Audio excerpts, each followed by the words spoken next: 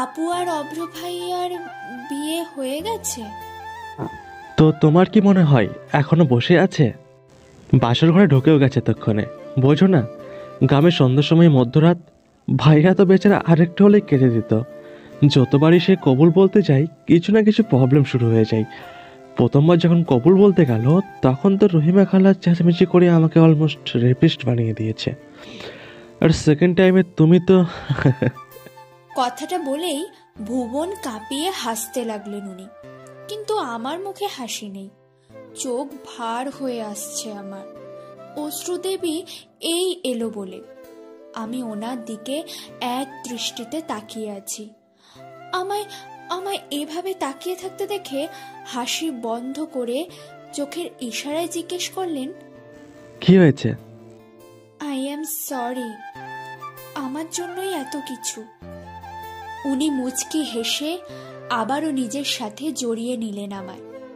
একটা শান্তির নিঃশ্বাস ফেলে বলে উঠলেন, তুমি না, আই এম সরি রোদ পাখি, এতটা রিয়াক্ট করা উচিত হয়নি আমার। মাথায় কতটা ব্যথা পেয়ে গেছো দেখলে, ইস কতটা ফুলে গেছে। আচ্ছা, তুমি রহিমা খালাকে একজাক্টলি কি বলেছিলে শুনি, যার জন্য উনি এত কিছু ভেবে নিলেন? ওনার কথায় লজ্জা পেয়ে গেলাম আমি। এখন কি বলবো? রহিমা খালাকে যা বলেছি তা কি আর ওনাকে বলা যাবে নাকি? আমাকে চুপ থাকতে দেখে আবারও বলে উঠলেন, কি হলো, বললে না তো কি বলেছিলে? কিছু না, চলুন নিচে যাব, অন্ধকার হয়ে গেছে তো। কথাটা বলে উঠতে গেলেই আমার বাম হাতটা ধরে এক টানে আবারও বসিয়ে দিলেন ওনার পাশে। কোমরটা শক্ত করে চেপে ধরে বলে উঠলেন, কোথায় যাচ্ছ? চুপচাপ বসে থাকো, হোক রাত, তাতে কি? নিচে যে যার মতো কাজ করছে, তোমার সেখানে কোনো কাজ নেই। সো আমার পাশেই বসে থাকো। আজ সারা রাত তোমায় নিয়ে চন্দ্রবিলাস করব। দেখো কত বড় চাঁদ উঠেছে আকাশে। পাগল নাকি? কেউ চলে এলে কি বিশ্রী অবস্থা হবে ভেবেছেন একবারও? গ্রামে ছেলে মেয়ে একসাথে বসাটাও খারাপ নজরে দেখা হয়, তার উপর এখন তো রাত। দেখি ছাড়ুন তো। রাত তো কি হয়েছে, তুমি কি অন্য কোনো ছেলের সাথে বসে আছো? এই গ্রামে সবাই অলরেডি জেনে গেছে যে তুমি আমার অনরিস বউ। যে কাহিনী করে বিয়েটা হলো, ও মাই গড। এত কাহিনীর পর আমার মনে হয় শুধু এই গ্রাম না, আশেপাশে 10-12টা গ্রামের মানুষও জেনে গেছে আমাদের বিয়ের ব্যাপারটা। সো আমাদের এইভাবে বসে থাকতে দেখলে কেউ কিচ্ছু ভাববে না, নো টেনশন। তাছাড়া রাতের বেলা গ্রামের কেউ ছাদে আসে না, গ্রামের মানুষের ছাদ ভীতি আছে, বুঝলে?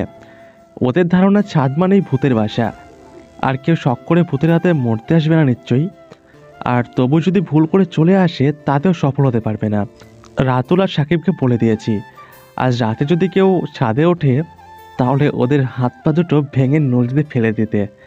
সো ওরাই হ্যান্ডেল করে ফেলবে সব। আচ্ছা, তা না হয় হলো, কেউ ছাদে না এলেও তো আমাদের নিচে যেতে হবে নাকি? আমি সারাদিন কিচ্ছু খাইনি, খিদে পেয়েছে তো। তোমার কি মনে হয় আমি আত্মবোকা? ওই দোলনার দিকে তাকাও, খাবার টাবার সব এনেছি রোদ পাখি। আমি থাকতে বউ আমার না খেয়ে থাকবে, এটা কি হতে পারে? ওনার মুখে বউ কথাটা শুনেই কেঁপে উঠলাম আমি। সত্যি আমি ওনার বউ? কয়েক ঘন্টার ব্যবধানে কারো জীবনের সাথে কত সহজেই মিশে গেছি। এখন আমি অন্যের অধিকার। কপালে ঠান্ডা কিছু ছোঁয়ায় ঘোর কাটলো আমার। শুভ্র রুমালে বরফ পেঁচিয়ে বরফ লাগাচ্ছে আমার কপালে। কিন্তু এত তাড়াতাড়ি বরফ কোথা থেকে পেলেন উনি? বুড়ো কুঁচকে যখনই কথাটা জিজ্ঞেস করতে যাব তখনই দেখি ওনার পাশে একটা আইস বক্স, তাতে দুটো আইসক্রিম এবং দুটো কোকো আছে। বাহ, উনি তো দেখি পুরো ব্যবস্থা করেই এসেছে। করবেনই তো, দেখতে হবে না বরটা কার। কথাটা ভেবে নিজের মনে একটু হেসেই মনোযোগী হলাম ওনার কথায়।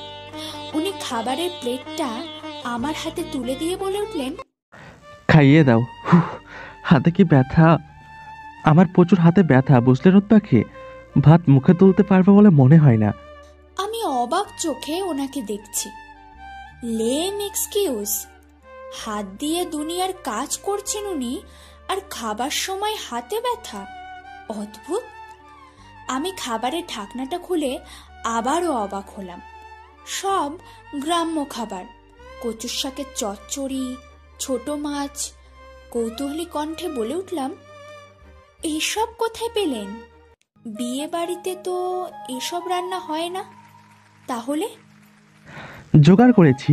বিয়ে বাড়ির এসব ভারী খাবারে আমি একদম বিরক্ত হয়ে গেছি, আর আমি এটাও জানি মিসেস আব্রাসুব্রো এসবে বিরক্ত। আমি হাসলাম। সত্যি বিরক্ত হয়ে পড়েছিলাম এসব পোলাও, মাংস, হাবিজাবি খেয়ে। আমাকে চুপ থাকতে দেখে আবারও বলে উঠলেন, একটু কষ্ট হয়েছে, বাট 3 জনের জন্য ম্যানেজ হয়ে গেছে। 3 জন? আমরা তো 2 জন। তাহলে 3 জন বললেন কেন? আরেকজন হলো সাহেল। খুব অদ্ভুতভাবে সাহেল আর আমার পছন্দ এক। আমি কোনো কিছু এক দেখায় বলে দিতে পারবো কোনটা ওর পছন্দ হবে আর কোনটা হবে না, কারণ আমার যা পছন্দ ওরও তাই পছন্দ। তুমি খেয়াল করে দেখো, আমরা প্রায় সব অকেশনেই সেম ড্রেস পরি। আজও কিন্তু পরেছিলাম, কিনতে গেলেও একই রকমের কিনি। আর মাঝে মাঝে কি মনে হয় জানো, ও তোমাকেও পছন্দ করে। তোমার মনে হয় না? আরে ধুর, উনি আমায় কেন পছন্দ করতে যাবেন? সাহেল ভাইয়ার সাথে চিত্রার বিয়েটা হয়ে গেলে দারুণ হবে। আমরা 2 জন বেস্ট ফ্রেন্ড, আপনারাও। দারুণ হবে না? উনি হাসলেন। আমার হাত থেকে প্লেটটা নিয়ে আমার মুখে খাবার তুলে দিতে দিতে বলে উঠলেন, দারুণ হবে, বাট চিত্রাকে তো ওর পছন্দ না, ও ওকে বিয়ে করবে না। কেন কেন? আমার বেস্টুর মধ্যে খারাপটা কি? ভার্সিটির সবচেয়ে সুন্দরী মেয়ে। সব ছেলের উচিত ওর পেছনে লাইন মারা। আর সাহেল ভাইয়া এভাবে রিজেক্ট করে দেবেন? ইম্পসিবল। আমার কথায় হাসতে হাসতে গড়াগড়ি খাচ্ছে শুভ্র। আমি ভুরু কুচকে তাকিয়ে আছি। এমন কি বললাম যে একদম হেসে মরে যেতে হবে? উনি কোনো রকম হাসি কন্ট্রোল করে বলে উঠলেন, ছেলেরা কি শুধু সৌন্দর্যই দেখে নাকি? তাছাড়া সোহেল অন্যান্য ছেলেদের মতো না, একটু different. And main point is he don't like Chitra. কেন লাইক করে না? অদ্ভুত। আচ্ছা, আপনাদের 2 জনের চয়েস তো সেম, তাই না? তাহলে আপনিও কি চিত্রাকে লাইক করেন না? না তো। কেন? উনি হাসলেন। ফু দিয়ে আমার কপালে এসে পড়া চুলগুলো সরিয়ে দিয়ে বলে উঠলেন, কারণ আমার বউ আছে, আর আমি আমার বউকেই পছন্দ করি। অন্য কাউকে দেখার সময় কোথায়? তাই বলে পছন্দই করবেন না? আরে বাবা, সেই পছন্দের কথা বলেছি নাকি? এই পছন্দ সেই পছন্দ নয় রে বোকা। অ্যাজ এ পার্সন আমি ওকে পছন্দ করি, but not a special one. আর অপছন্দই বা কেন করবো বলো তো? ও আচ্ছা, আপনি কি জানেন আপনার চয়েস খুবই বাজে? আমার কথায় ভুরু কুচকে তাকালেন। প্লেটটা হাত থেকে রেখে আমার হাতে মেডিসিন ধরিয়ে দিতে দিতে বললেন, কেন? কেন আবার? চিত্রা তো বেশ সুন্দরী, কিন্তু আপনি তার প্রেমে পড়লেনই না। চিত্রার কথা ছেড়েই দিলাম, শ্রেয়াকেই ধরুন না, আপনি ওর নামটাই ভুলে গেলেন, যেখানে শ্রেয়ার জন্য সবাই পাগল। আমার কথায় হাসলেন উনি। নিজের মুখে খাবার পুড়ে নিতে নিতে বললেন, রোদ পাখি, ভালোবাসাটা একটা ভয়ঙ্কর নেশা, বুঝলে? তুমি কাকে কখন কিভাবে ভালোবেসে ফেলবে তা তো তোমার হাতে নেই।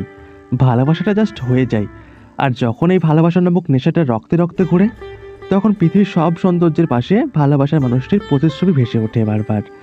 আর আমি জানি আমার চয়েসটা কতটা মারাত্মক, তাই তো এত ভয় থাকি আমার মায়ার জালটা আবার কেউ চুরি করে না নিয়ে যায়। একবার চুরি হলেও আমি তো শেষ, একেবারে নিঃস্ব। আমি স্তব্ধ হয়ে ওনার কথাগুলো গিলে চলেছি। কি সুন্দর গুছিয়ে কথা বলেন উনি। খাওয়া শেষ করে হাত ধুয়ে হাতটা আমার আঁচলে মুছেই একটা আইসক্রিম ধরিয়ে দিলেন আমার হাতে। নিজের জন্য একটা নিয়েই আমার কোলে মাথা রেখে শটান শুয়ে পড়লেন উনি। আবার কি ভেবে চট করে উঠেই বলে উঠলেন, তুমি সব রোদ পাখি, তোমার তো মাথা ব্যথা করছে, ইউনিট স্লিপ। নিচে এত এত মানুষের মধ্যে তোমার ঘুম হবে না, তাই এখানেই ঘুমাও, আমি তো আছি। কথাটা বলে 1 মিনিটও দেরি না করে একরকম জোর জবরদস্তি করেই আমাকে ওনার কোলে মাথা রাখতে বাধ্য করলেন। ওনার এত কাছে এভাবে কখনো ভাবিনি নিজেকে। বড্ড অস্বস্তি হচ্ছিল মনে, কিন্তু মাথায় ওনার হাতের স্পর্শ আর ওনার ননস্টপ কথা বলায় অস্বস্তিটা যেন দৌড়ে পালালো। সাথে সাথেই ঘুমেরা ধরা দিল চোখে, শান্তির ঘুম। ঘুমটা হঠাৎই ছুটে গেল আমার। হঠাৎ ঘুম ভাঙায় নিজেকে ঠিক আবিষ্কার করতে পারছিলাম না ঠিক কোথায় আছি আমি। মুখের উপর কাপড় জাতীয় কিছু ফিল হওয়ায় হাত দিয়ে সরিয়ে আনলাম জিনিসটা। রুমাল। রুমালটির দিকে ভুরু কুঁচকে তাকাতেই কোথা থেকে কেউ একজন বলে উঠল, গুড মর্নিং রোদ পাখি। কথাটা শুনে চোখ তুলে উপরের দিকে তাকাতে শুভ্র ভাইয়ার মুখ ভেসে উঠল, মুখে ক্লান্তি মাখা হাসি। ওনার মুখ দেখেই কাল রাতের কথা মনে পড়ে গেল আমার। উনি ঠিক রাতের মতোই বসে আছেন। ইস, উনি সারা রাতি জেগেছিলেন নাকি? চারদিকে ভোরের আমেজ শুরু হয়েছে মাত্রই। একেই হয়তো বলে কাক ডাকা ভোর, কিন্তু চারপাশে কাকের ডাক শোনা যাচ্ছে না মোটে। চারপাশে তো পাখির কিচিরমিচিরের শব্দ। এইরকম একটা ভোরের কথাই হয়তো উপন্যাসিকরা লিখতেন তাদের উপন্যাস পটে। আমি মুগ্ধ চোখ জোড়া নিয়ে উঠে বসতেই উনি শুয়ে পড়লেন আমার কোলে। আমার আঁচলটা টেনে নিলেন ওনার মুখে। আঁচলে মুখ ঢেকেই বলে উঠলেন, ডোন্ট ডিস্টার্ব, পুরো 1 ঘন্টা ঘুমাবো আমি, আর এই আঁচল একদম সরাবে না, এই স্মেলটা আমার নেশা। আজ আবারও ঢাকার গন্তব্যে পাড়ি জমিয়েছি সবাই। শুভ্র ভাইয়ের মুখটা দেখার মতো হয়েছে। তার প্রধান কারণ হলো আমাদের বিয়ে। আমাদের বিয়েটার কথা যেন সবাই ভুলে গেছে। তাদের ধারণা এই অ্যাক্সিডেন্টালি বিয়ে হওয়াটা আমরা কেউই মেনে নিতে পারিনি। আর এই বিয়ে কোনো বিয়ের পর্যায়েই পড়েনি। পাত্রপাত্রের অসম্মতিতে বিয়ে ঠিক নয়, তাই আমাদের বিয়েটাও ঠিক নয়। ব্যাপারটায় আমার ভাবাবেগ না হলেও শুভ্র ভাইয়া চরম বিরক্ত। উনি বেশ কয়েকবার আমার কানে ফিসফিস করে বলেও দিয়েছেন, লুক রোদ পাখি, আজ যদি বিয়েটা আমার তুমি ছাড়া অন্য কোনো মেয়ের সাথে হতো, তাহলে বিয়ের 2 মিনিট পরই বাবা চড়থাপ্পড় দিয়ে বাসর ঘরে ঢুকিয়ে দিত, আর মা তো আরো এক ধাপ এগিয়ে গিয়ে নির্ঘাত স্টার জলসার মাদের মতো কসম দিয়ে বলতো, খোকা কথা দে, 1 বছরে নাতি নাতির মুখ দেখাবি, কথা দে। আর এখন আমি যখন রাজি আছি তখন দেখো দুনিয়ার সবাই বিয়েটা ভুলেই গেল, বাসর তো বহুত দূরের কথা। এটাই আমার কপাল, বুঝলে রোদ পাখি? ওনার কথায় বারবারই হুহা করে হেসে উঠেছি আমি। কি বাচ্চাদের মতো কথাবার্তা। ব্রেকফাস্ট করে ছাদে গিয়ে বসতেই মা এসে হাতে একটা পার্সেল ধরিয়ে দিল। আমি অবাক চোখে আম্মুর দিকে তাকাতেই ব্যস্ত ভঙ্গিতে বলে উঠলেন, তোর নামে এসেছে, দেখ তো কে পাঠালো। কথাটা বলে আবারও ব্যস্ত ভঙ্গিতে নিচে নেমে গেলেন আম্মু। আম্মু যাওয়ার দিকে কিছুক্ষণ তাকিয়ে থেকেই একটা দীর্ঘশ্বাস ফেলে পার্সেলটার দিকে তাকালাম। আমার জন্য পার্সেল? কে পাঠাবে? মনের মাঝে হাজারো প্রশ্ন নিয়ে চোখ দুটো কুঁচকে দূরে নীল আকাশটির দিকে তাকালাম। পার্সেলটা খুলে মনের কৌতূহলটা মেটাতে ইচ্ছে করছে না মোটেই। থাকুক না কিছু কৌতূহল, এই অচেনা প্রশ্নগুলো নিয়ে নাড়াচাড়া করতে বেশ লাগছে। ছাদের পাশের আম গাছটায় লাল নীল রঙের একটি পাখি এসে বসেছে প্রায় আধ ঘন্টা হলো। কি অলস তার চাল চলন। আচ্ছা, এই ঢাকা নামক কাকের দেশে এই রূপসী পাখিটা এলো কিভাবে? তারও কি আমার মতো অস্থিমজ্জায় অলসতা ভর করেছে? তারও কি একজন শুভ্র আছে, পাগলাটে টাইপ শুভ্র? অসম্ভব সুন্দর এই পাখিটার নামটা জানতে ইচ্ছে করছে খুব। মা নিশ্চয় জানে নামটা, কিন্তু মাকে ডেকে জিজ্ঞেস করতে ইচ্ছে করছে না মোটেই। থাকুক না নামটা অজানা। সব সৌন্দর্যই কি নাম দিয়ে বিচার করা জরুরি? থাকুক না কিছু নামহীন সৌন্দর্য, নামহীন অনুভূতি। কিছুক্ষণ চুপচাপ বসে থাকার পর পার্সেলের বাদামি রঙের আবরণটা খুলে চোখ রাখলাম ভেতরের জিনিসটিতে, ডায়েরি। অসম্ভব রকম কৌতূহল নিয়ে ঝটপট হাতে নিলাম ডায়েরিটা। ডায়েরির উপরে আঠা দিয়ে লাগানো ক্যাম্পাস লাইব্রেরির টেবিলে মাথা রেখে ঘুমন্ত আমার ছবি। তার নিচে ছোট ছোট গোটা গোটা অক্ষরে লেখা ফর সানশাইন। সানশাইন শব্দটা দেখেই যে মানুষটার কথা প্রথম মনে হলো সে হলো সাহেল ভাইয়া। তাহলে কি সাহেল ভাইয়াই পাঠিয়েছে এই পার্সেল? এটাই কি ওনার বলা গিফট? অধীর আগ্রহ নিয়ে ডায়েরিটা খুললাম। তাতে গোটা গোটা অক্ষরে লেখা সানশাইন। সানশাইন নামটা শুধুই আমার জন্য। এই নামের অধিকার আর কাউকে দিও না প্লিজ। থাকুক কিছু আমার ঝুলিতে খুব গোপনে। ভার্সিটির প্রথম দিনটিতে ক্যান্টিনের ঠিক আমার সামনে চেয়ারটাতে বসা মেয়েটির বাচ্চাদের মতো ঘন ঘন পলক ফেলে ভয় ভয় দৃষ্টিতে আমার দিকে তাকানো, হঠাৎ করে রেগে ওঠা আর কি জেদ। বাচ্চা একটা মেয়ের এত উত্তাপ, এত সাহস। সেদিনই বুঝে গিয়েছিলাম আমার আর রক্ষে নেই, এবার তো মরণ নিশ্চিত। দ্বিতীয় দিনটিতে হলুদ জামা পরে গুটি গুটি পায়ে হাজারো অস্বস্তি নিয়ে দাঁড়ালো আমাদের সামনে। দ্বিধা ভরা কণ্ঠে বলে উঠল, সরি ভাইয়া। বলো তো, এত সুন্দর করে সরি বললে কি রেগে থাকা যায়? তোমার বলা ওই সরি কথাটা বুকে গিয়ে লেগেছিল সেদিন। কি মিষ্টি সে স্বর।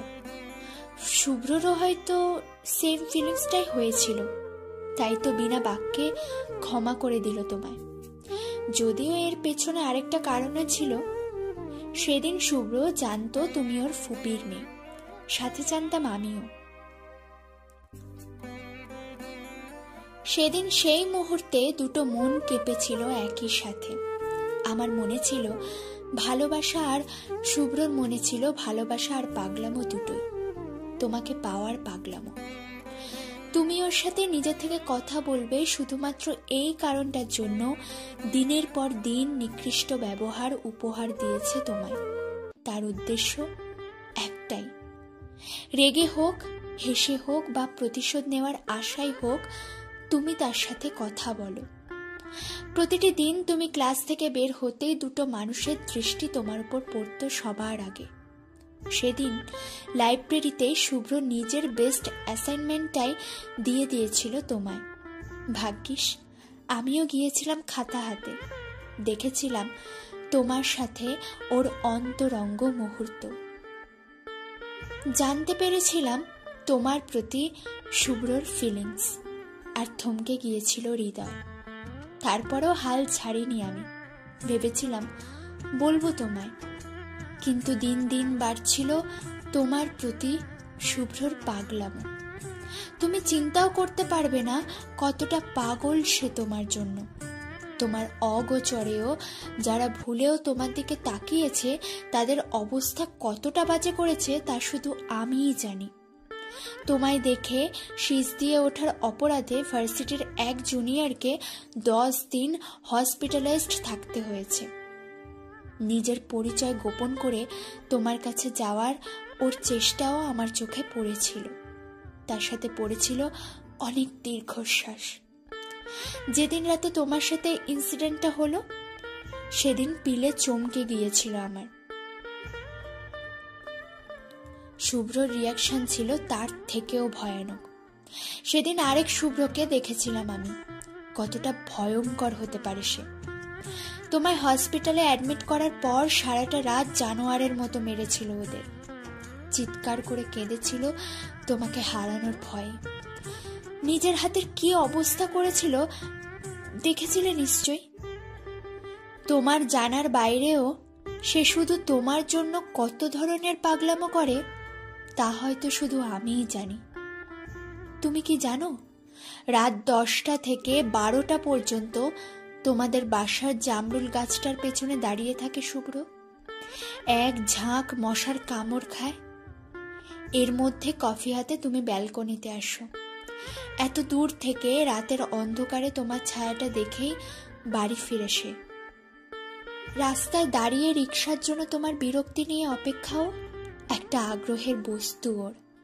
তাই তো কখনোই আধ ঘন্টার আগে রিক্সা পাও না তুমি। কারণটা বুঝেছ নিশ্চয়ই। আমার আর শুভ্রর পছন্দগুলো সেম। ড্রেস কিনতে গেলে সেম ড্রেস, ডাবল না হলে অর্ডার দিয়ে হলেও বানিয়ে নিতাম আমরা। কিন্তু ভাগ্য দেখো, লাইফের সবচেয়ে এক্সপেন্সিভ জিনিসটাই তো ডাবল পেলাম না, তোমাকে পাওয়া হলো না। যদি লাইফের অর্ধেক হায়াত দিয়ে হলেও আল্লাহর কাছে আরো একটা তোমাকে অর্ডার করতে পারতাম, তবু করে নিতাম সানশাইন। কিন্তু এমন তো আর হওয়ার নয়, তাই না? কখন সবচেয়ে বেশি কষ্ট হয় জানো? যখন মনে হয় তোমাকে নিয়ে নিজের কল্পনায়ও ভাবার অধিকার নেই আমার। তোমার সবটাতেই তো শুধু শুভ্রর অধিকার। তখনই ক্ষতবিক্ষত হই আমি, মারাত্মকভাবে ক্ষতবিক্ষত হই। তবু সরে দাঁড়িয়েছি, কারণ আমি জানি শুভ্র তোমাকে না পেলে পাগল হয়ে যাবে, কিন্তু আমি হব না। যতবার তুমি সামনে আসো নিজেকে বলি তাকাবো না, দেখবো না তোমায়। কিন্তু চোখটা শুনলে তো, বেহায়া চোখ বারবার ঘুরে ফিরে সেদিকেই যায়। এই চিন্তা করো না, আমি কিন্তু খারাপ নেই, বরং ভালো আছি।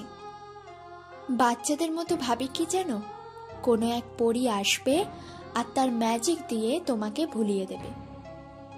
আসবে তো সানশাইন, নিশ্চয়ই আসবে, তাই না? 1 সপ্তাহ পর ফাইনাল এক্সাম শেষ হচ্ছে। পাড়ি জমাবো অনেক দূরের দেশে। ভাবলাম যাওয়ার আগে ফিলিংসগুলো জানিয়ে দিই তোমায়। আপাতত বুকের ভারটা তো হালকা হবে। শুভ্রও পেয়েছিল স্কলারশিপ, কিছু না ভেবেই রিজেক্ট করলো। তোমায় ছাড়া নাকি থাকতে পারবে না সে, বড্ড হারানোর ভয় ওর। তোমার পছন্দ করে দেওয়া শাড়িটা বড্ড সুন্দর ছিল। আমি দেশে ফিরলে আমার বউয়ের শাড়িটা তুমি পছন্দ করে দিও, দেবে তো? আর একটা কথা, প্লিজ দেখা হলে স্বাভাবিক থেকো, একদম আগের মতো, নয়তো লজ্জা পাবো বেশ। সাহেল। ডায়েরির এই পৃষ্ঠাটা পড়ে স্তব্ধ হয়ে বসে রইলাম আমি। সাহেল ভাইয়া, কিছু কিছু সত্য না শোনাটাই যে মঙ্গল, তা আজ বুঝতে পারছি আমি। কেন জানলাম শুধু, কেন খুললাম পার্সেলটা? একটা দীর্ঘশ্বাস ফেলে ছাদের কোণে গিয়ে দাঁড়ালাম। মনটা বারবার বলে উঠছে পরীটা যেন আসে, খুব শীঘ্রই আসে। মার ডাকে ঘোর ভাঙলো আমার। তৈরি হওয়ার জন্য চেঁচাচ্ছে মা। আজ নাকি আপুকে আনতে যাব আমরা। আবারও একটা দীর্ঘশ্বাস ফেলে নিচে নেমে গেলাম আমি। খাবার টেবিলে বসে আছি, সবাই খাবার নিয়ে ব্যস্ত। মামুদের কিছু গেস্টও আছে সাথে। পানিটা মুখে নিয়ে গিলতে যাব, ঠিক তখনই ধুমধাম করে নিচে নেমে এলেন শুভ্র ভাইয়া। ওনাকে দেখে গলায় পানি আটকে এলো আমার। এলোমেলো চুল, সাদা টি শার্ট, লাল 3/4 প্যান্ট পরে ব্যস্ত ভঙ্গিতে চেয়ারে বসেই বলে উঠলেন, মা তাড়াতাড়ি খেতে দাও, পড়া এখনো কমপ্লিট হয়নি আমার। I have to finish my syllabus. কথাটা বলেই নিচু হয়ে খেতে শুরু করলেন উনি। এদিক ওদিক একটুও তাকালেন না। ঢং। হঠাৎ করেই ওনার সেই দূর সম্পর্কের মামি বলে উঠলেন, দুলা ভাই, অভ্রত বিয়ে হয়েই গেছে, এবার শুভ্রর বিয়েটাও তো দিতে হবে। আপনি একদম চিন্তা করবেন না দুলা ভাই, আমি মেয়ে ঠিক করে নিয়েছি, খুবই লক্ষ্মী একটা মেয়ে। শুভ্র বাবা, ওর সাথে একটু দেখা করবি? এনি টাইম দেখা করতে রাজি সে। মহিলার কথা শুনে গলায় খাবার আটকে গেল আমার। শুভ্র বিষম খেল, আমার দিকে আর চোখে তাকালো। মামু কিছু বলতে যাবে তার আগেই মহিলাটা আবারও বলে উঠলেন, দেখা না করলেও ফোনে আপাতত কথা বলে নে, লক্ষ্মী ছেলে। শুভ্র বিরক্ত মুখে বলল, আমি কেবল পড়াশোনা করছি মামি, সো আমার বিয়ে নিয়ে এত টেনশন করতে হবে না তোমায়। আগে সেটেল হই, তারপর বউ আমার ঘরে আপনা আপনি চলে আসবে। আরে তোর আবার সেটেল কি রে? তোর তো সবই সেটেলই। আমি ফোন লাগিয়ে দিচ্ছি, খেতে খেতেই কথা বলে নে না।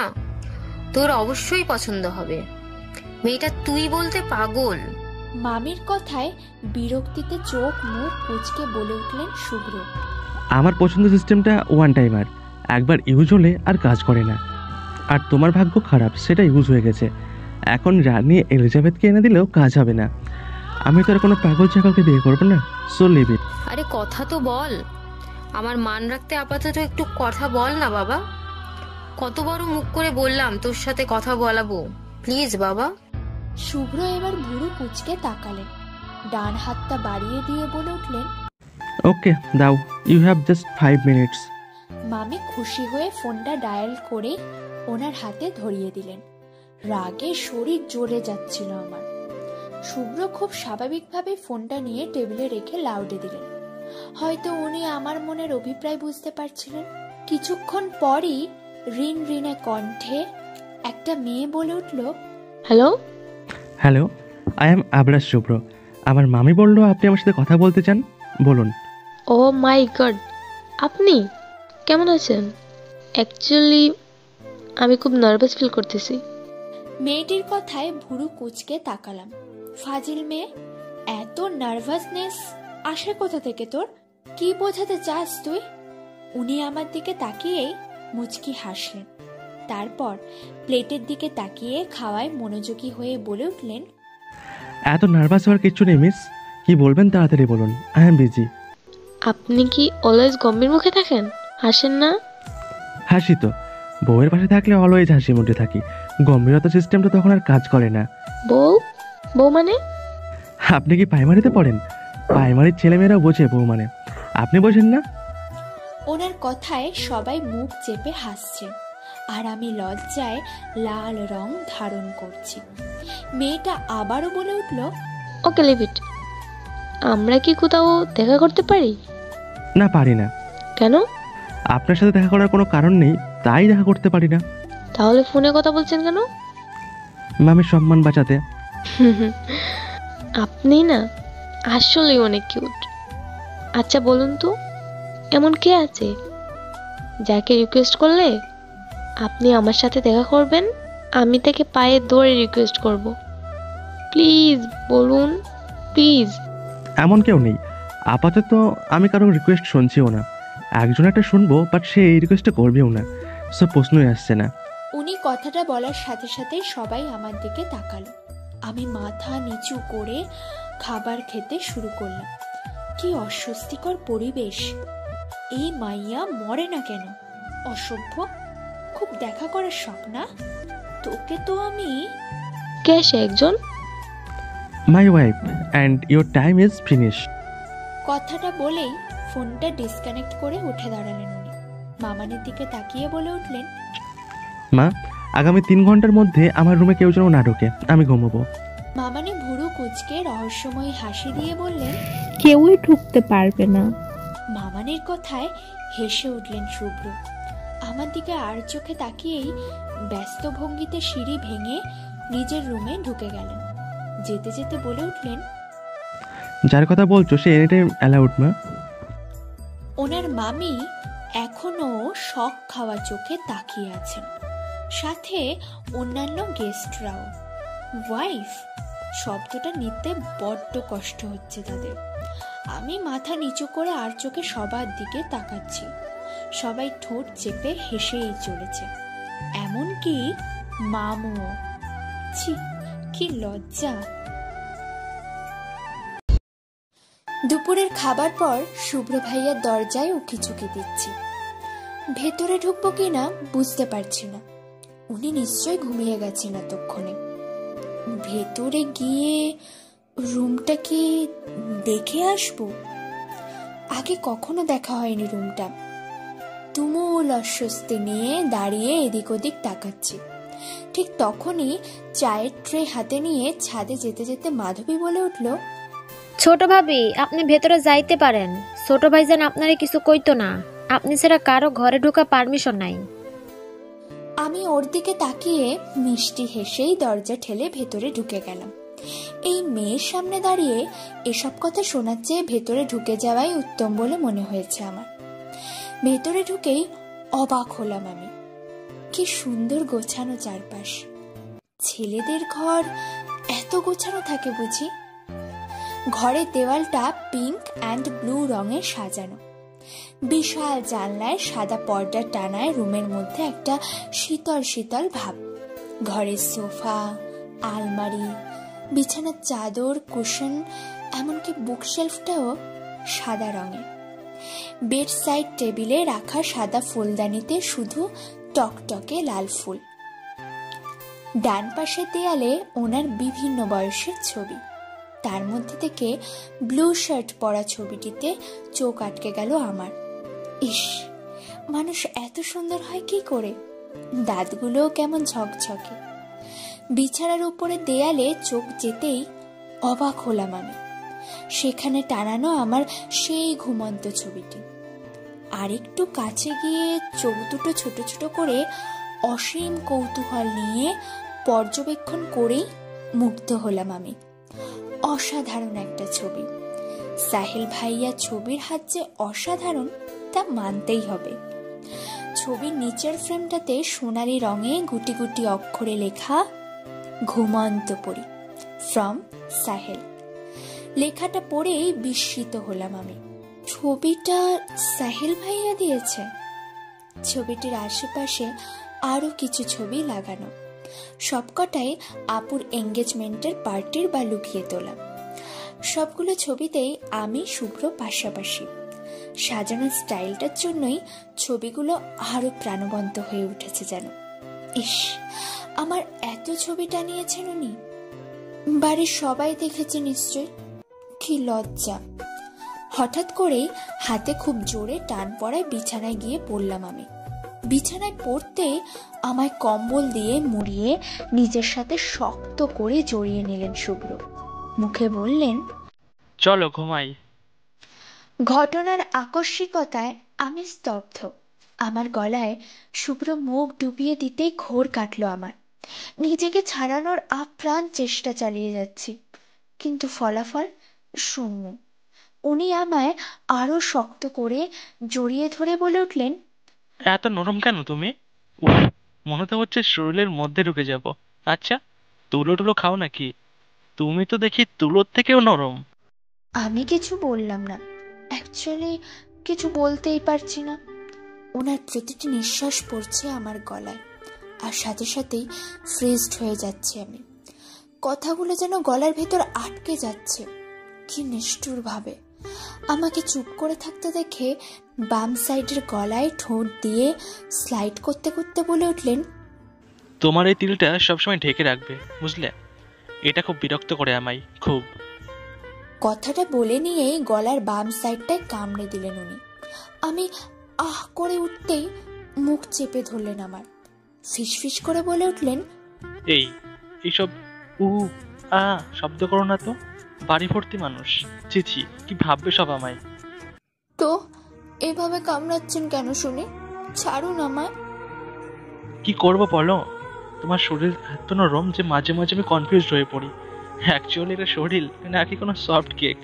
তাই মাঝে মাঝে কামড় দিয়ে চেক করে নিই যে এটা তুমি নাকি কেক।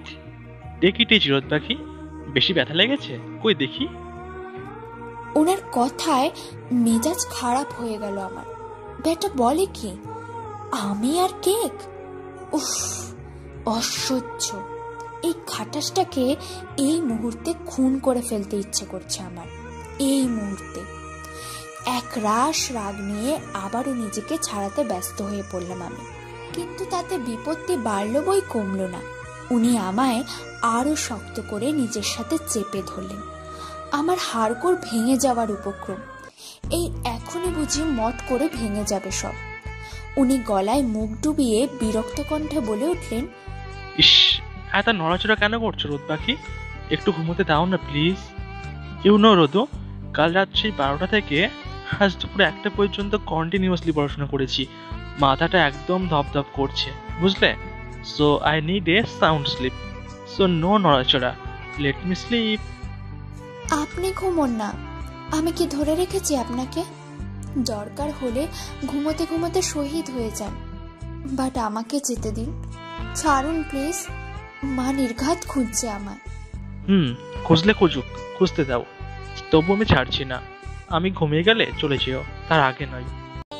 আপনি আসলেই একটা পাগল, ছাড়ুন তো, রাগ লাগছে আমার। উফ। পাগল?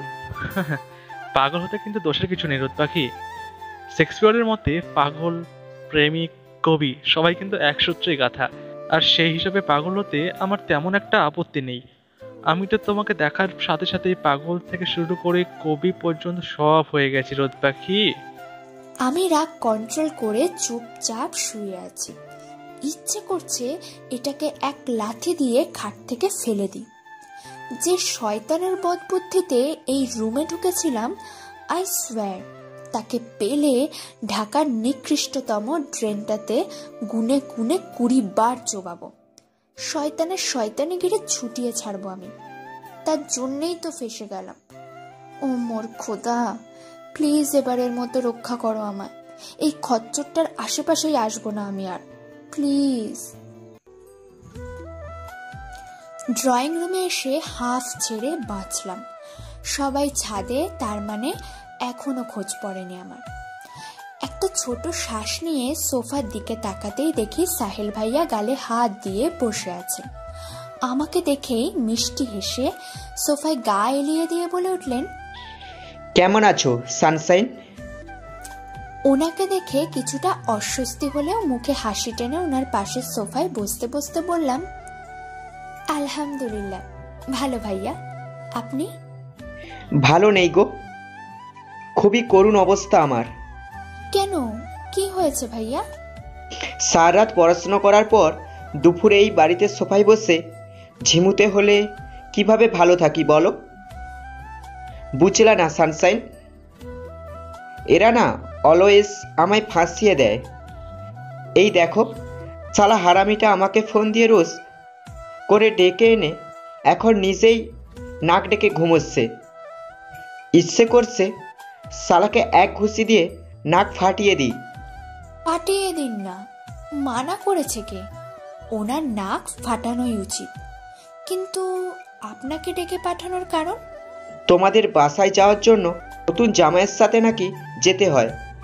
এই নিয়ম রক্ষাতে আমি যাচ্ছি অভ্র ভাইয়ের পিছু পিছু। এই শোনো না, বউয়ের বাড়ি যাওয়ার পর নাকি বরের সঙ্গীদের উট আর ভয়ঙ্কর সব জিনিস খেতে দেওয়া হয়।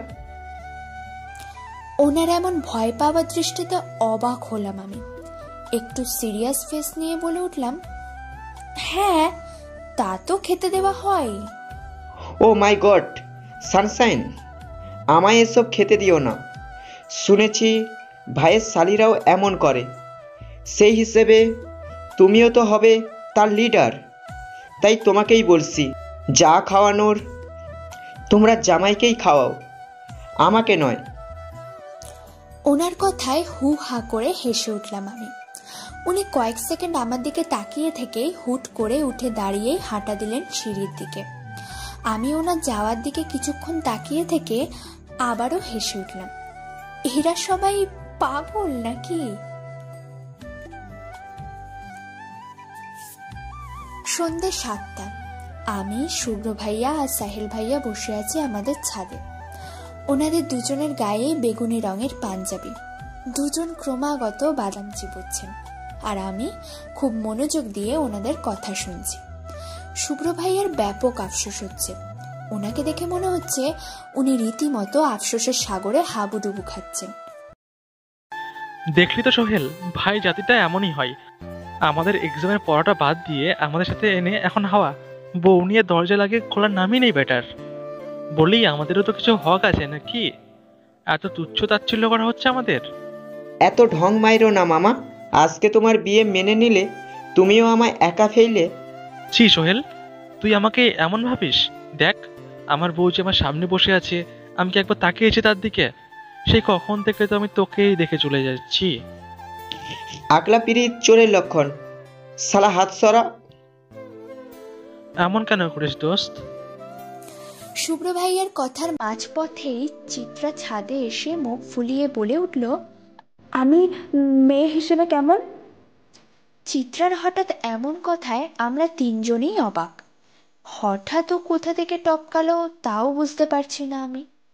ব্যাপারটা বুঝে নিয়ে কিছু একটা বলতে যাব, ঠিক তখনই শুভ্র আর সাহেল ভাইয়া একসাথেই বলে উঠলেন, গোলাপের মতো। কথাটা বলে দুজন একসাথে হুহা করে হেসে উঠলেন। আমি ভুরু কুচকে তাকাতেই নিজেদের সামনে নিয়ে মুখ চেপে হাসতে লাগলেন।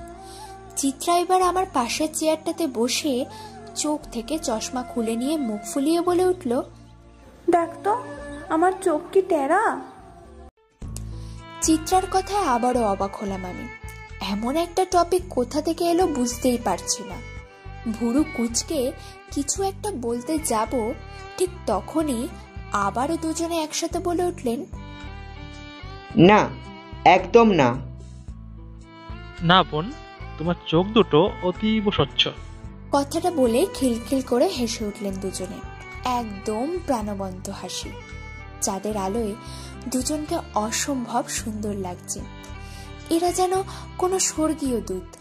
ওদের হাসিতে রেগে মেগে উঠে দাঁড়ালো চিত্রা। কান্না কান্না ভাব নিয়ে বলে উঠল, দেখেছিস রোদ, ওনারা কেমন মজা করছে আমায় নিয়ে।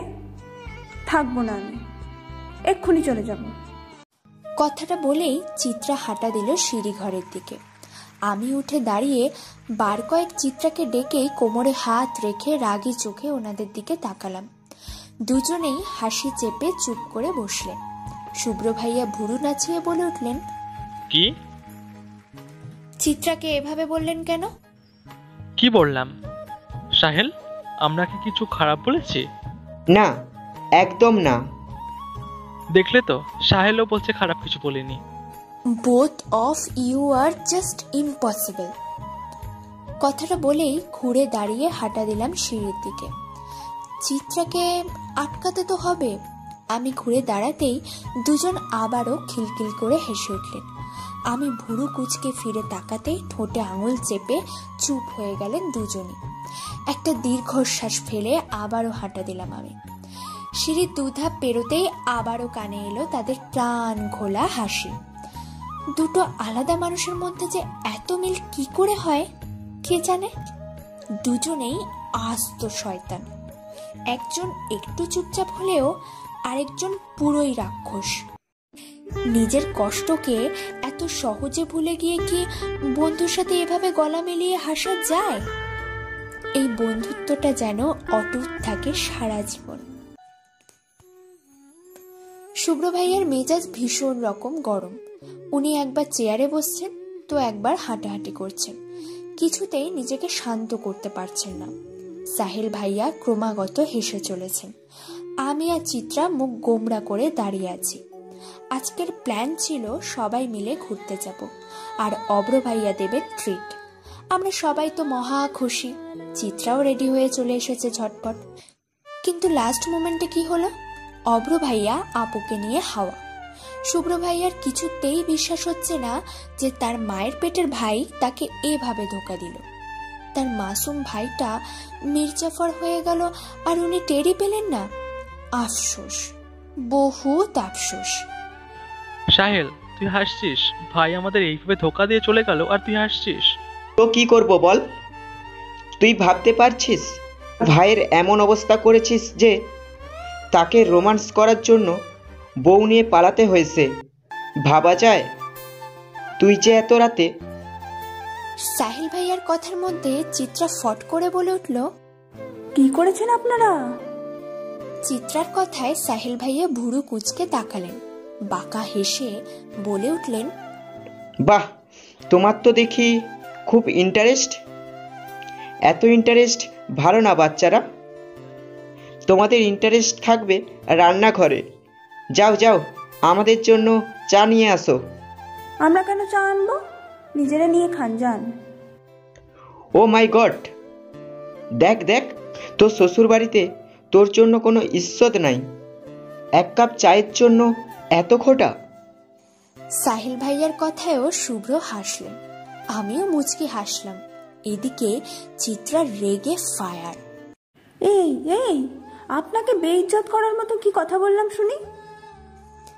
চিত্রাকে মাঝপথে থামিয়ে দিয়েই আমি বলে উঠলাম, আমরা চা আনছি ভাইয়া, আপনারা গল্প করুন।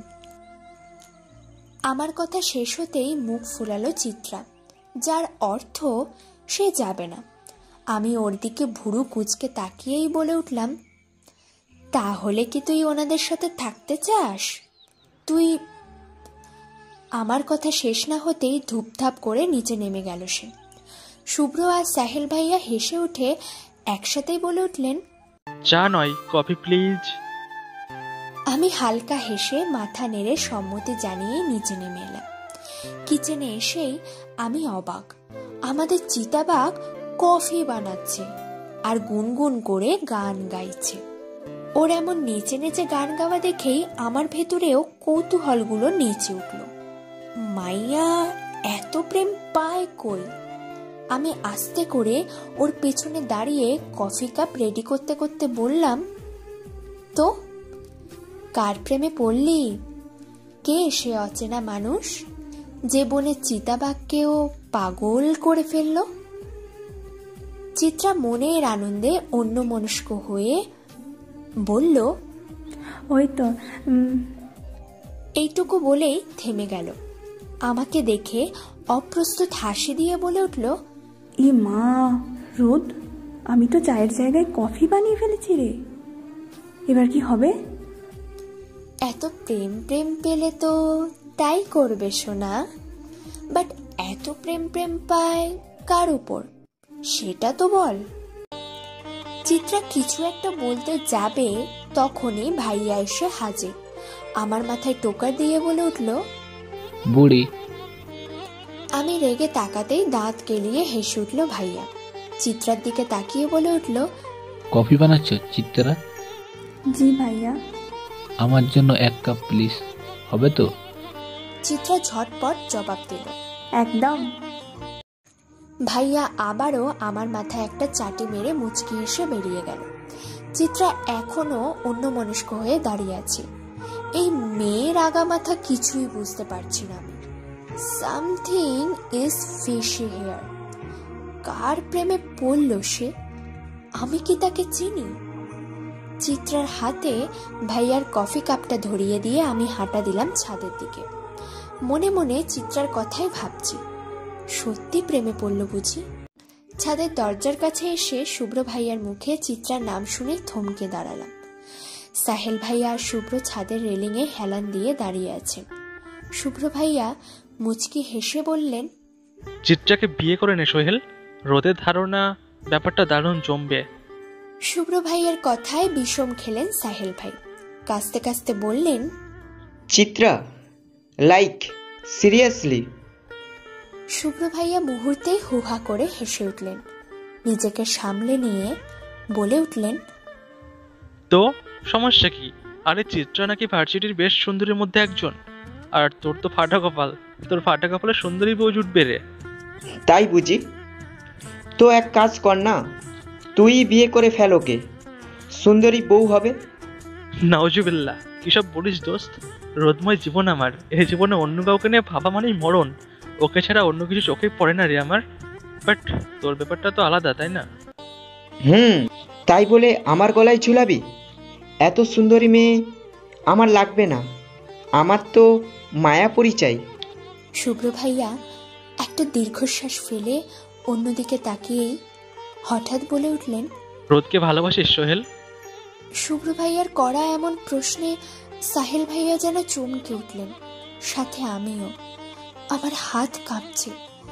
সাহেল ভাইয়া কি বলবেন এবার? ওনাদের মধ্যে আমার জন্য প্রবলেম ক্রিয়েট হবে না তো? মনে মনে দোয়া দরুদ পড়ছি আর সাহেল ভাইয়ার জবাবের অপেক্ষা করছি। সাহেল ভাইয়া একবার শুভ্রর দিকে তাকিয়ে চোখ ফিরিয়ে নিয়ে আকাশের নীলে দৃষ্ট নিবদ্ধ করে চুপ করে রইলেন। শুভ্র ভাইয়া আবারও প্রশ্ন করলেন, ভালোবাসিস তাই না? নিশ্চুপ কেন তুই? কিছু তো বল সোহেল। সাহেল ভাইয়া একটা দীর্ঘশ্বাস ফেলে শুভ্র ভাইয়ার দিকে তাকালেন। একটা মুচকি হাসি দিয়ে চোখে চোখ রেখে বলে উঠলেন, আমি নিশ্চুপ কোথায়?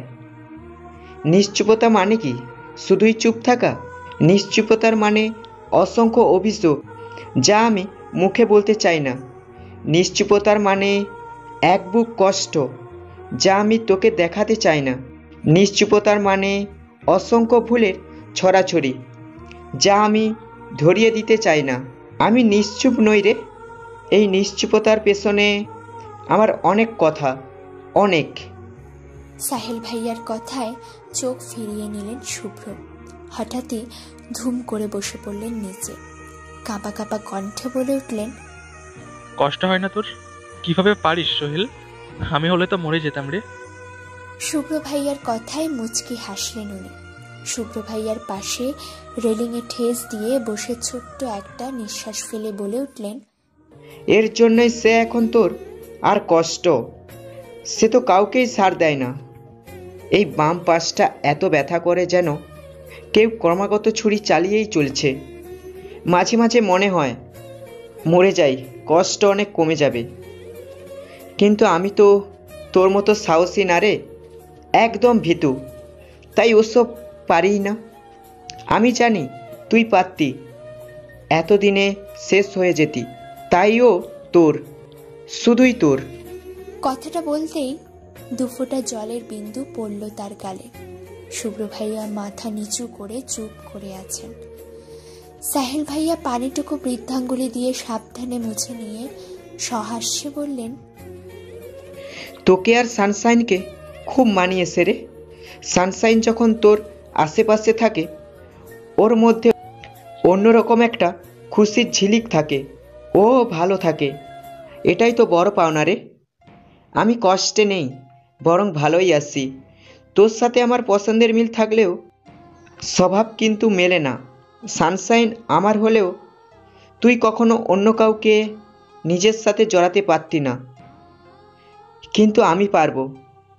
আর যাকে জড়াবো তাকে সর্বোচ্চ ভালোবাসবো, দেখে নিস। তাই সেদিক থেকে সানশাইন তোর হয়েই ভালো হয়েছে। 3টা জীবন বেঁচে গেছে। কথাটা বলেই মুচকি হাসলেন উনি। শুভ্র ভাইয়া হুট করেই জড়িয়ে ধরলেন ওনাকে। সাথে সাথে সাহেল ভাইয়াও আগলে নিলেন তাকে। শুভ্র ভাইয়া টলমলে চোখে বলে উঠলেন, এই প্রথম হেরে গেলাম তোর কাছে, খুব বাজেভাবে হেরে গেলাম। সাহেল ভাইয়া হাসলেন। শুভ্র ভাইয়ার পেটে গুঁতো দিয়ে বলে উঠলেন, বলেছিলাম তোকে একদিন জিতরা আমারই হবে। দেখ, বন্ধুত্বের যুদ্ধে তোকে হারিয়ে দিয়েছি আমি। আহ, কি আরাম। ছোট্ট থেকে জ্বালাচ্ছিস শালা। কথাটা বলেই হেসে উঠলেন দুজনে। সাহেল ভাইয়া হাসতে হাসতেই বললেন, তোর ভাবি দেখিস তোর বইয়ের মতোই হবে, একদম কার্বন কপি আনবো।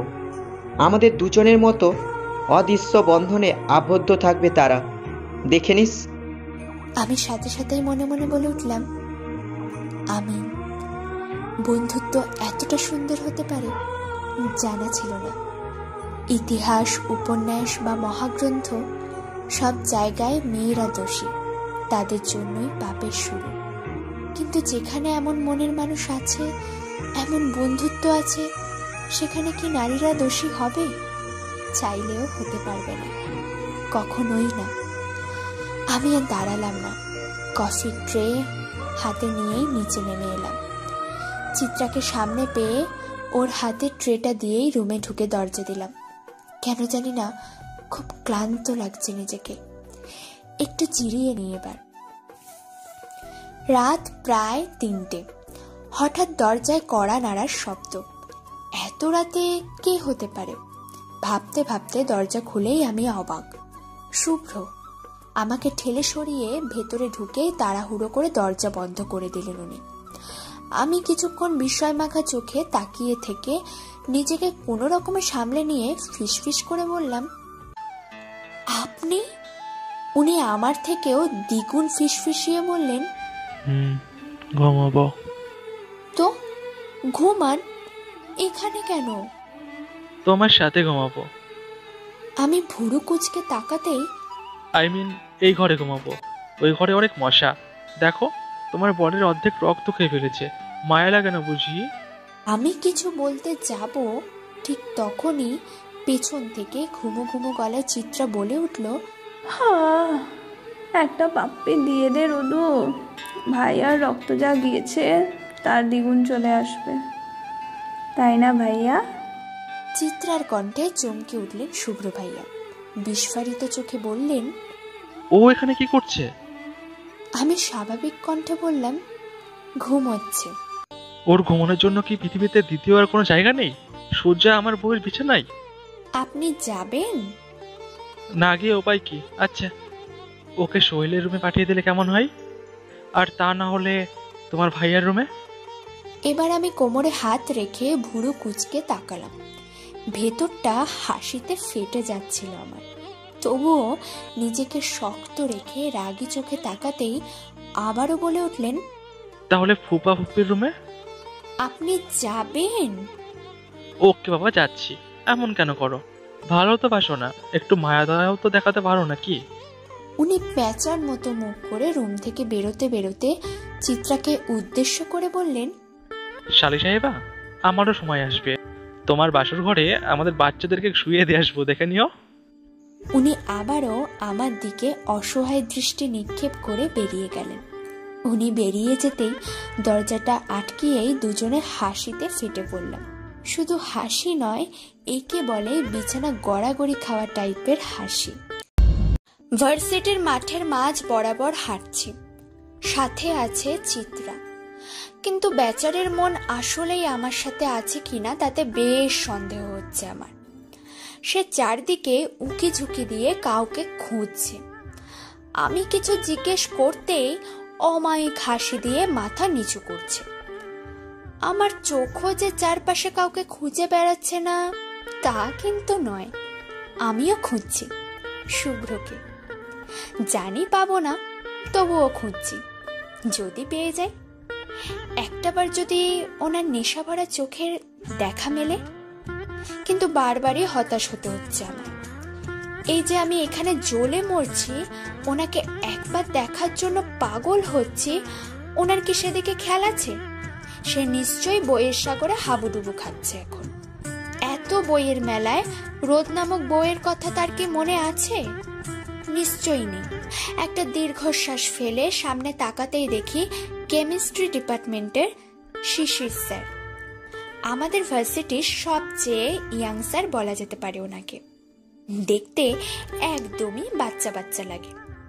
গায়ে সাদা শার্ট, কালো প্যান্ট, হাতে কালো ডায়ালের ঘড়ি আর কালো ব্যাগ, চোখে কালো ফ্রেমের চশমা, বেশ গোছালো। আমরা কাছাকাছি যেতেই হাসি মুখে বললেন, গুড মর্নিং গার্লস। ওনার কথায় আমি আর চিত্রা দুজনেই থতমত খেয়ে গেলাম। উনি খুবই স্বল্পবাসী ব্যক্তি।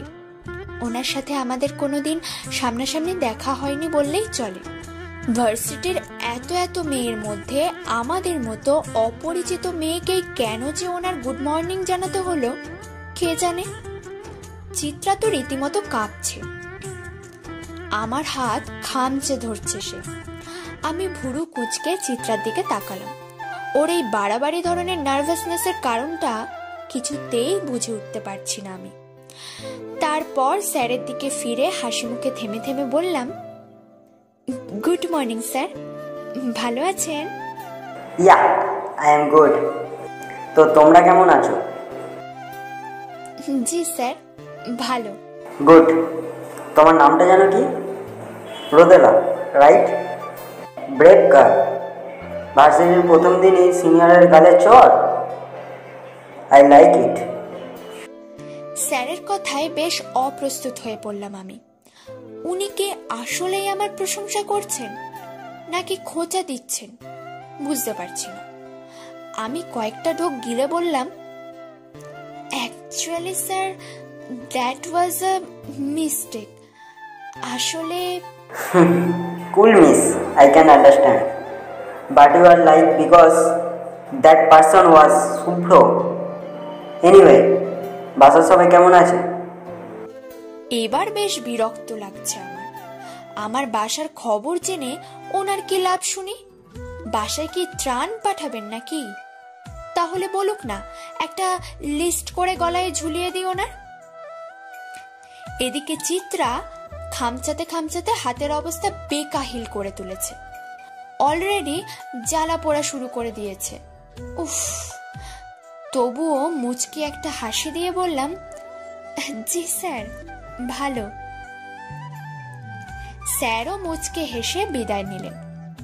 ওনার মুখের প্রশান্তি দেখে মনে হচ্ছে আমার বাসার মানুষ ভালো আছে শুনে তার সকালটা আজ ধন্য হয়ে গেল। স্যার যেতেই এক ঝটকায় হাত ছাড়িয়ে রাগী চোখে তাকালাম। চিত্রা অসহায় দৃষ্টিতে তাকিয়ে আছে। আমি তার দৃষ্টি উপেক্ষা করে রাগী গলায় বলে উঠলাম, খবরদার, কাছে ঘেসবি না, 3 হাত দূরে গিয়ে দাঁড়া। অসভ্য মেয়ে, হাতের কি অবস্থা করেছিস দেখ। তোর জামাইয়ের সম্পত্তি নাকি আমার হাত? ইস, রীতিমতো জ্বলছে। সরি রে দোস্ত, স্যারকে দেখে আমি একটু বেশি নার্ভাস হয়ে গিয়েছিলাম, তাই। স্যার কত কিউট একটা ছেলে, তাকে দেখে এত নার্ভাস হবার কি আছে বুঝলাম না। তোর ভাব দেখে মনে হচ্ছে উনি তোকে পিটাতে আসছে। চিত্রা কিছু বলতে যাবে, ঠিক তখনই পেছনে কারো ফিসফিসানোতে দুজনে ঘাড় বেঁকিয়ে তাকালাম। আমাদের থেকে কিছুটা দূরে দাঁড়িয়ে রাতুল ভাইয়া ফোনে ফিসফিস করে কথা বলে চলেছেন। আমরা ভুরু কুচকে কান খাড়া করতেই কানে এলো, দুলা ভাই, তুক্কু ভাই, ভাবি শিশি স্যারকে কিউট বলেছে 1 মিনিট আগে। না না ভাই, ওই বুইরা শিশি স্যার না, ওই যে কেমিস্ট্রি ডিপার্টমেন্টের মহিব চৌধুরী শিশির আছে না, ওইটা। ওনার কথা শুনে বুঝতে আর বাকি রইল না যে উনি ঠিক কার সাথে কথা বলছেন। ওপাশে কি বলা হলো জানি না, তবে রাতুল ভাইয়া উত্তেজিত হয়ে বলে উঠলেন, ভাই আমার কিন্তু ব্যাপারটা কেমন জানি লাগছে, ওই স্যার। এইটুকু বলার সাথে সাথেই আমি আর চিত্রা ওনার সামনে গিয়ে কোমরে হাত দিয়ে দাঁড়ালাম। উনি আমাদের দেখে যেন চমকে গেলেন, একটা ঢোক গিলে জোরপূর্বক হাসি দিলেন। আমি আর চিত্রা একসাথে ভুরু নাচাতেই বলে উঠলেন, স্যার তো অনেক ভালো মানুষ ভাই, ওনার মতো ভালো মানুষ এই দুনিয়াতে নাই। উনি তো ভাবির দিকে থুকু বন নজরে তাকাই ভাই। হ্যাঁ হ্যাঁ, আপনি একদম চিন্তা করবেন না ভাই, সব সেট। রাখি তাহলে ভাই। আমি আর চিত্রা হাত ভাঁজ করে ভুরু কুচকে তাকিয়ে আছি। রাতুল ভাই ডান হাতের উল্টো পাশ দিয়ে কপালের ঘাম মুছে বেককলের মতো হাসি দিয়ে বলে উঠলেন, দুলা ভাই, থুকু ভাবি ভালো আছেন? কাহিনী কি, আপনি আমাদের ফলো করছেন? না না, আস্তাগফিরুল্লাহ, আসলে জি ভাবি। ওনার কথায় চিত্রা হিসহিসিয়ে বলে উঠল, কেন, আপনি কি দুদিকের লোক যে গোয়েন্দাগিরি করছেন? কি সাংঘাতিক ব্যাপার রোদ, উনি আমাদের ইনফরমেশন লিক করছেন। আমার ব্যাগে যে 1 ডজন চকলেট আছে তাও নিশ্চয়ই লিক করে দিয়েছেন উনি। ও মাই গড, আজ সকালেই ছোট বোনের ড্রয়ার থেকে সরিয়েছিলাম ওগুলো, এখন আমার কি হবে? ওনাকে এক্ষুনি পুলিশে দেওয়া উচিত রোদু। চিত্রার কথায় রাতুল ভাই অসহায় মুখে বললেন, ভাবি আমি কোনো ইনফরমেশন লিক করি নাই। ভাই আমাকে বলেছে আমি যেন ভার্সিটিতে থাকাকালীন আপনার পেছনে ছায়ার মতো লেগে থাকি, আর 1 ঘন্টা পর পর আপনি কি করেন, কার সাথে কথা বলেন সব রিপোর্ট করি, নয়তো মায়ের কঠিন মার, একদম হাড় গুঁড়ো করা টপিক মার। ভাবি আমি শুধু মার থেকে বাঁচার জন্য ফলো করছিলাম, কসম ভাবি। আমি একটা দীর্ঘশ্বাস ফেললাম। শুভ্রকে এই মুহূর্তে জাস্ট খুন করে ফেলতে ইচ্ছে করছে আমার। একে তো নিজে বইয়ের রাজ্যে ডুবে আছেন, তার উপর আমার কাছে পাঠিয়েছে এক জলদস্যু। ভাবা যায়? দুপুরে খাওয়া দাওয়া শেষ করে মাত্রই বিছানায় গা এলিয়ে দিয়েছি, ঠিক তখনই ফোনটা বেজে উঠল। বিরক্তিতে কপাল কুঁচকে এলো আমার। এই ফোন অলওয়েজ রং টাইমেই বাজে, কেন কে জানে? ওয়াই? ফোনটা হাতে নিয়ে স্ক্রিনে তাকাতেই দেখি আননোন নাম্বার। মনে মনে প্রতিজ্ঞা করলাম, এই ব্যাটাকে ইচ্ছে মতো ঝাড়বো আজ। আমার ইচ্ছেই 1 বালতি জল ঢেলে দিয়ে ওপাশ থেকে অস্থির গলায় বলে উঠল, রোদ পাখি, জাস্ট 5 মিনিট, আমি তোমার সাথে জাস্ট 5 মিনিট কথা বলতে চাই। একদম টাইম নেই বুঝলে, এত পড়া, উফ। আবার তোমার ওই কণ্ঠটা না শুনে থাকতেও পারছিলাম না, একদম নিঃশ্বাস আটকে আসছিল আমার। এত জ্বালাও কেন আমায় বলো তো, কলিজাটা পুরো ভাজা ভাজা করে দিলে আমার। আপনাকে জ্বালাচ্ছি? আর আমি? ইম্পসিবল। সারাদিনে একবারও আপনার সাথে দেখা হয়নি আমার, তাহলে জ্বালালাম কিভাবে শুনি? আমার কথায় হয়তো হাসলেন উনি। কিছুক্ষণ পর বলে উঠলেন, তুমি তো প্রাণও নাসেনি, দূর থেকেও খুন করে দিতে পারো আমায়। তার মধ্যে বসে আছো আমার বুকের এই মধ্যেখানটায়, আর ক্রমাগত আঘাত করে চলেছ। এই মেয়ে, সত্যি করে বলো তো, মায়া দয়া কিছু নেই বুঝি তোমার? ওনার কথায় থতমত খেয়ে গেলাম আমি। কি বলবো বুঝে উঠতে পারছি না একদম। আচ্ছা, আমি কি লজ্জা পাচ্ছি? মা, আমি তো সত্যিই লজ্জা পাচ্ছি। ইস! নিজের লজ্জাকে ধামাচাপা দিয়ে মিনমিন করে বলে উঠলাম, আমার যথেষ্ট দয়া মায়া আছে।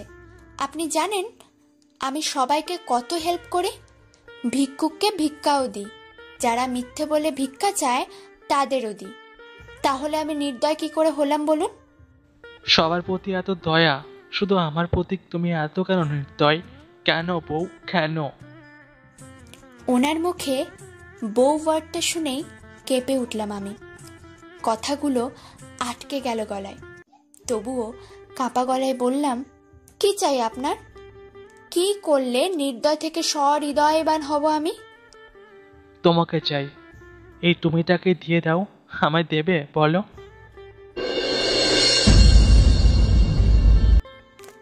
এই গল্পের পরবর্তী পর্বগুলো শোনার জন্য আমাদের পিকুর ডায়েরি চ্যানেলটি সাবস্ক্রাইব করে পাশেই থাকুন। ধন্যবাদ সবাইকে ভিডিওটি শেষ পর্যন্ত দেখার জন্য।